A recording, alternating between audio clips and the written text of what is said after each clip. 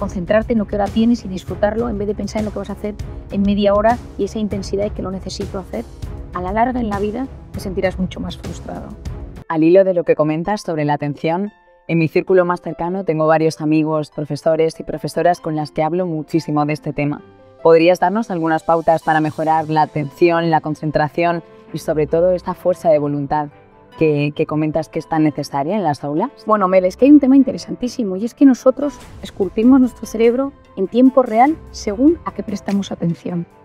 Por eso, hoy en día, según a lo que prestemos atención y la capacidad que tengamos de concentración, de atención y esa fuerza de voluntad, va a determinar en gran parte nuestra calidad de vida, nuestra calidad intelectual, nuestra calidad cognitiva, las notas de clase, pero no solo las notas, sino la capacidad que tenemos de disfrute, de conectar con las personas, con el conocimiento, con la naturaleza, con todo. Por lo tanto, fomentar esto es muy importante. Yo creo que una de las cosas que nos puede ayudar para fortalecer esta concentración, esta capacidad de prestar atención, esta fuerza de voluntad, la primera es aprender a enfocarnos en cosas positivas. Es decir, tomar la decisión, y esto puede ser un ejercicio de clase, un ejercicio personal, decir hoy me voy a fijar en 3 cosas buenas que me sucedan. Y hablar de esas 3 cosas. Basta mirar algo con mucho interés para que se vuelva interesante. Una cosa que puede ser una cosa muy pequeña, que estás en la calle, te sientas en un banco, ves a alguien pasar, estás en clase, te fijas en un compañero, en la profesora o en el profesor, en algo que te están comentando, y eso lo trabajas y lo hablas y lo piensas y lo meditas e incluso lo escribes, eso te puede ayudar a fortalecer tu atención. Otra cosa es saborear. Saborear desde los sentidos. A veces estamos aturdidos de tanta hiperestimulación. Entonces de repente comer algo y decir esto sabe, ¿no? Y si hay una mezcla, pues esto aquí hay tomate, aquí hay queso, aquí hay macarrones, aquí hay guisantes, es decir, ¿a qué saben las comidas? El frenar ese aturdimiento para de repente saborear los sentidos en los niños es algo mágico. De repente decir, silencio, ¿qué escucháis? Un coche de bomberos, un coche de policía, una música, una melodía, el grito de alguien. Eso ayuda a que los sentidos tomen más importancia y yo frene todo para enfocarme en algo particular. Y cuando uno consigue enfocarse en algo particular, está fortaleciendo su capacidad de prestar atención. Enseñar a los niños a discriminar, a saber dónde está el bien y el mal, a saber dar pilares seguros de criterio, porque si no te metes en internet y no sabes dónde está lo bueno y lo malo, no sabes dónde te están engañando y dónde no. Hay un momento que te llega tanto al teléfono que cada día es una noticia, yo todo lo que llega lo compruebo. Hay veces que hay cosas tan surrealistas que digo, esto seguro que es mentira y de repente te das cuenta que es verdad, pero sé buscar si está bien o está mal. Yo creo que el aula tendría que ser ahora mismo un lugar donde enseñar a buscar si está bien o está mal, para profundizar, para filtrar de todo lo que nos llega lo que realmente vale la pena y no aturdir a esa corteza prefrontal que llega a un momento donde no es capaz de leer un libro, no es capaz de enterarse de una conversación. Había un hábito que se hacía en mi casa y es que todos los domingos leíamos todos antes de comer, sentados en el salón de casa con música clásica. Y mi padre, cada uno según la edad que tenía, todos leíamos. Y era algo que fortalecía nuestra lectura. A mí me parece importantísimo volver a la lectura. La lectura es a la mente lo que el ejercicio físico es al cuerpo. Hay que leer y yo recomiendo leer en papel, porque no leemos igual en papel que leemos en pantalla. En papel leemos con más profundidad y ya lo sabemos hoy en día. Cuando uno tiene el papel, el libro va pasando la página, hay algo que surge en el cerebro donde es capaz de meterse mejor en la historia. Es verdad que con tal de leer, yo que la gente lea lo que quiera, no, pero yo lo recomiendo. Y sobre todo que cuando leemos, por ejemplo, noticias, hay tantos anuncios y tantas cosas que salen que nuestra capacidad de dispersión es altísima. Y esa famosa multitarea, la que tanto nos han hablado, no es tal. Es una alternancia continuada de la atención. Es como una atención completamente distorsionada. Te presta atención a esto y a esto y a esto y a esto. Y cambio el foco de atención rapidísimo. Entonces, hacer muchas cosas a la vez, baja eficiencia, aunque pensemos lo contrario. Es verdad que tenemos sensación de hacer mucho y nos sentimos de repente muy realizados, pero la realidad es que lo hemos hecho todo mucho más superficialmente. Entonces, lo que hagas, hazlo prestando toda la atención posible. Y si ya le metes corazón al asunto, ya ni te cuento, ¿no? Es decir, estoy escuchándote y te escucho no solo desde los sentidos, sino también desde el corazón. Es decir, utilizo ese sentimiento, utilizo la compasión, utilizo el alma, utilizo lo bueno, la generosidad, para conectar contigo de la mejor manera posible. Es esa entrega pura, ¿no? Independientemente de lo que hagas, desde lo más cotidiano hasta lo más... Efectivamente, porque yo creo que pocas cosas en esta vida, pocos piropos nos gustan tanto que decir, cuando estás con alguien, esa persona tiene todos sus sentidos puestos en mí. Es decir, hay algo especial que surge, que se transforma, que aparece cuando estás con alguien y que notas que el mundo se para y solo le importa lo tuyo. Yo en mi consulta, por ejemplo, no tengo puesto un ordenador, yo escribo en papel, porque necesito que la persona que tengo delante no note que haya ningún disruptor, que no haya absolutamente nada que nos rompa. Yo lo escribo todo en las hojas y lo guardo en hojas, porque cuando estoy con esa persona necesito que sepa, que se dé cuenta que solo la escucho a ella. Por eso muchas veces tengamos cuidado. Cuando estemos con nuestros hijos, dejemos el teléfono, miremosles a los ojos, incluso agáchate y ponte a su tamaño. ¿Cuántas veces oigo, y mis propios hijos te lo dicen, que es más importante el teléfono que yo? Por eso, cuando llegues a casa, quita el teléfono, mételo en el bolsillo, en la mochila, en el bolso, donde sea. Las dos manos abiertas para abrazar, para conectar. Y presta atención a quien tengas delante, sea tu marido, sea tu padre, sea quien sea. Pero si entras con el teléfono en la mano, ya has generado un disruptor. Y ya has generado que esa conexión, esa capacidad de prestarle atención al de enfrente, donde surge la empatía, donde surgen esas neuronas espejos que se activan, tú sonríes, yo sonrío, te abrazo, y todo eso maravilloso, ese momento tan especial, todo se ha distorsionado porque una mano está ocupada o porque estoy terminando de mandar algo que probablemente es terciario. Y si es algo tan importante, termínalo en el rellano. Y cuando lo hayas terminado y tengas tu atención puesta en las personas que tienes dentro de casa, abre la puerta. Pero si no, espera.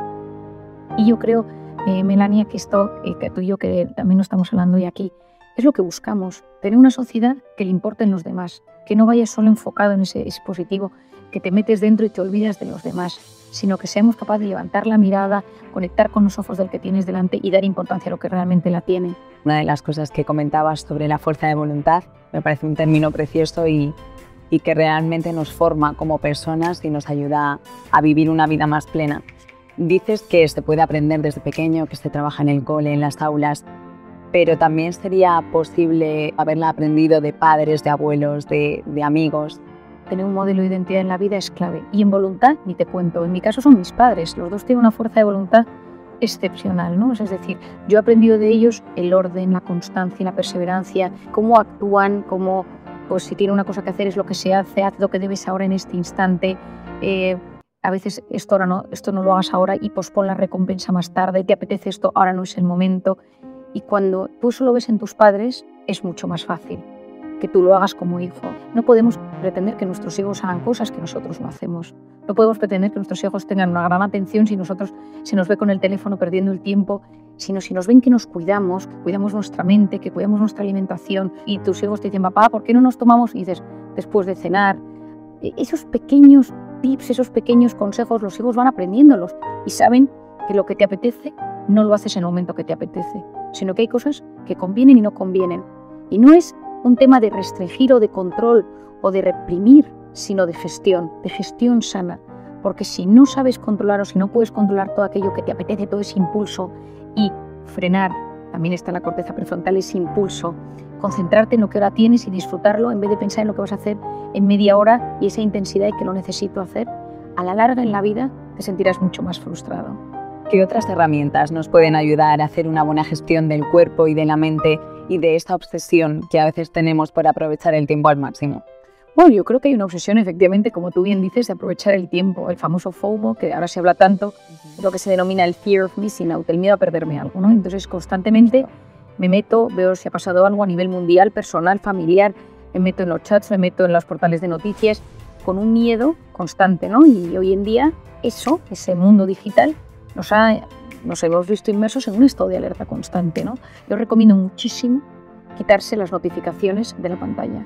Soy yo quien domino el dispositivo, soy yo quien domino las alertas, no las alertas a mí. Porque siempre va a pasar algo, siempre hay algo. Has escrito en un chat, el chat del colegio de tus hijos, las noticias que están pasando todo el día a nivel mundial de cualquier cosa, porque siempre están pasando cosas, ¿no? Es decir, la pantalla nos ha convertido en unas personas que nos cuesta mucho más relajarnos y mete nuestra mente en ese estado de modo simpático, de modo de cortisol, de modo amenaza, tan tóxico para el organismo. Por otro lado tenemos la cronopatía. La cronopatía, que es la enfermedad del tiempo. Patos, enfermedad cronotiempo. Siempre haciendo cosas, nunca puedes parar. Decía Marañón, la rapidez, que es una virtud, engendra un vicio, que es la prisa. Pues a veces esa prisa sin parar a un sitio o a otro hace que no seas capaz de frenar. En la persona que sufre de esa necesidad constante de la hiperactividad y del hiperactivismo, cuando la frenas de golpe, tiene ansiedad. Y por lo tanto, en esos casos, a veces lo que es necesario es decir, oye, un momento, no puedes pasar de todo a nada. Tienes que aprender poco a poco a bajar los escalones porque tu cerebro no permite ese salto tan inmenso, lo que de repente puede generar es un ataque de ansiedad y en alguna ocasión yo lo he visto en consulta. Y luego por otro lado tenemos el perfeccionismo. El perfeccionista por definición es el eterno insatisfecho. Siempre está inquieto, alerta, porque hay defectos en todo lo de su entorno. Esto podría estar mejor, esto se podría hacer de esta manera, mi tesis doctoral, mi trabajo, mi casa, el orden, la ropa, los niños. Y eso a la larga genera una insatisfacción vital porque la vida tiene un componente muy grande de imperfección.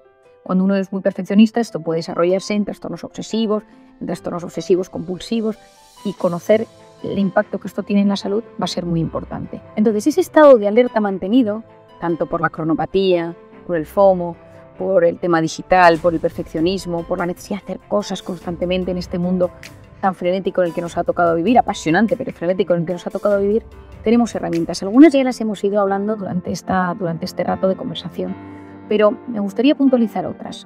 Hemos hablado del deporte, que me parece clave, y me encantaría deporte con naturaleza. Hay estudios interesantísimos que no es lo mismo hacer deporte en una ciudad que hacer deporte con naturaleza. Incluso estos estudios se han realizado poniendo a la gente pantallas inmensas con un bosque, con un lago, y ver qué pasa en su cerebro y cómo van eliminando ese cortisol y cómo se va gestionando todo ese estado de bienestar. Se sabe hoy en día que cuando uno consigue hacer deporte en la playa, en la montaña, en la naturaleza, se relaja mucho más. Hay una parte de uno mismo que en la naturaleza conecta mucho mejor y entra en ese modo parasimpático mucho mejor que en un gimnasio.